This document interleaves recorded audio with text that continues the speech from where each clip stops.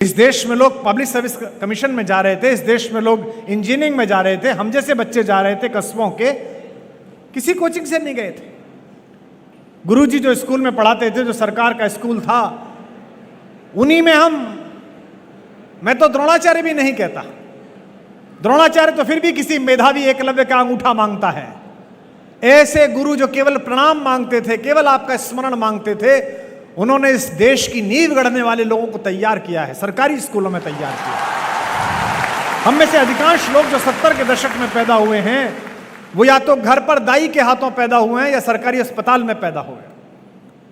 आज एक सामान्य 30-40 हजार की नौकरी करने वाला आदमी इस बात की सोचता है कि उसकी पत्नी गर्भवती है तो 1 लाख रुपए बचा लूं, क्योंकि प्राइवेट में 1 लाख रुपए लगेंगे, और ईश्वर ना करे सीजेरियन करवाना पड़े तो 2-2.5 लाख लग जाएंगे।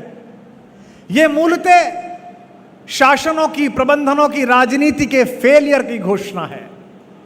लेकिन यह देश है कि जहां जहां सत्ता फेल होती है, वहां वहां इस देश की जनता उस व्यवस्था को संभाल लेती है। इसके लिए मैं इनको बधाई देता हूं कि इन्होंने इस व्यवस्था को संभाला है, क्योंकि इस देश को तो आईएएस चाहिए, इस देश को तो एसडीएम चाहिए, इस देश के तटरक्षक बलों को तो कमांडेंट चाहिए, इस देश की सीआईएसएफ को तो बेटे चाहिए। वो आएंगे कहां से? याद रखिए, यहां बैठे हुए शिक्षकों, मैं सबसे पहले आपसे बात शुरू करता हूं। आप पर जिम्मेदारी ज्यादा है। एक पुल गलत बन जाए तो कोई बड़ी दुर्घटना नहीं होती, जनहानि होती है, कुछ लोग मरते हैं, दुख की बात है।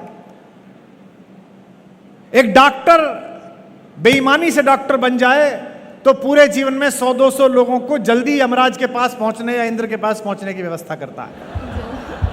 लेकिन एक अध्यापक गलत हो जाए, एक अध्यापक अपना काम ठीक से ना करे, एक अध्यापक केवल यह सोचे कि मैं वेतन के लिए काम कर रहा हूं, तो मानिए कि वैसी पीढ़ियां तैयार कर देता है तो देश आगे जा सकता है या पीछे जा सकता है। कौटिल्य के अध्यापकों, आपके पास जिम्मेदारी यह नहीं है कि कौटिल्य एकेडमी 30 साल कैसे चलेगी, 40 साल कैसे चलेगी। आप पर जिम्मेदारी यह है कि आपके यहां जितने बच्चे आए, चाहे वो सेलेक्ट हों चाहे ना हो, वो जिंदगी से भरे हुए और भारत के प्रति उत्तरदायित्व से भरे हुए पैदा हो।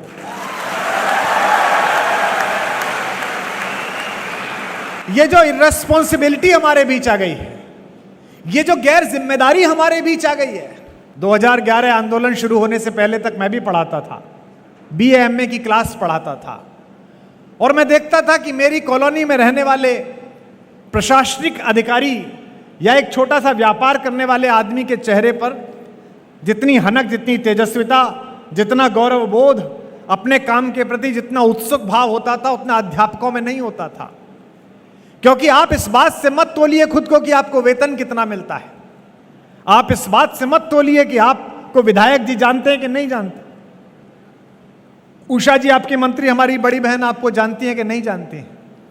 आप इस बात से तोलिए कि ये सब लोग ट्यूबलाइट में कनेक्शन लगाने का काम करते हैं। आप अध्यापक हैं, आप एक दीपक से लाखों दीपक जलाने का काम करते हैं, यह आपका कौशल है।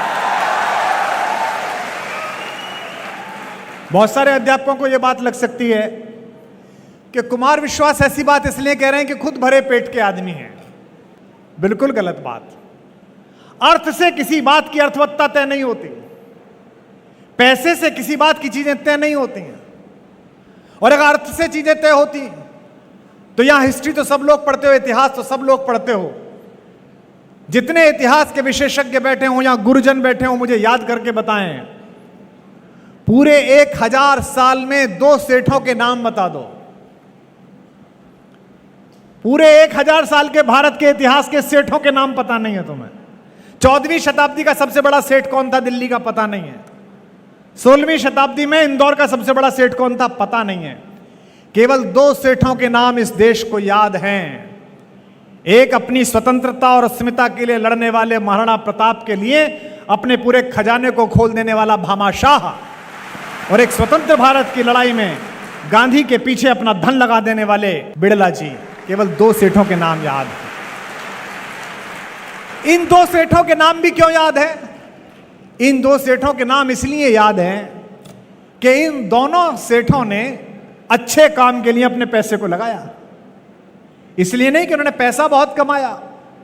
ब्रांड के लोग मुझसे कहते हैं कि फला प्रोग्राम में चले जाइए टीवी में, फला काम कर लीजिए, रेस्टोरेंट खोल दीजिए।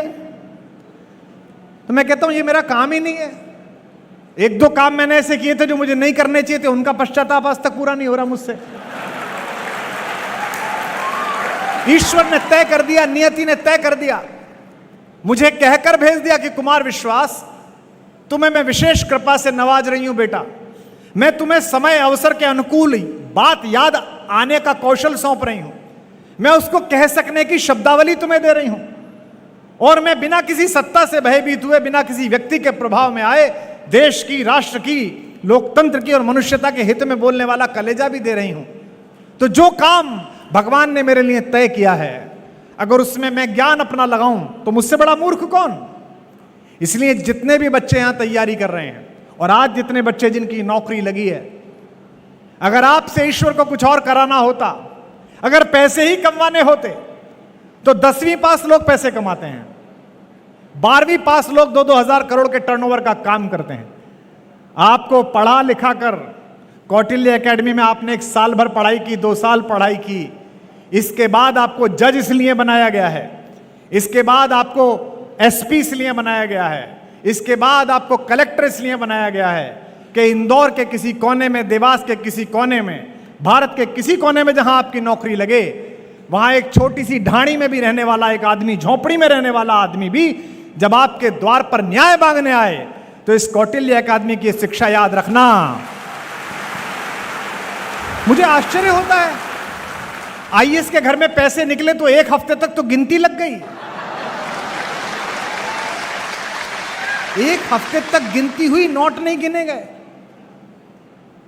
ये क्या देश बना रहे हैं, और क्यों बना रहे हैं हम? क्योंकि सब कुछ ठीक चल रहा है, केवल जो बीज जड़ में जाना चाहिए वो ठीक नहीं चल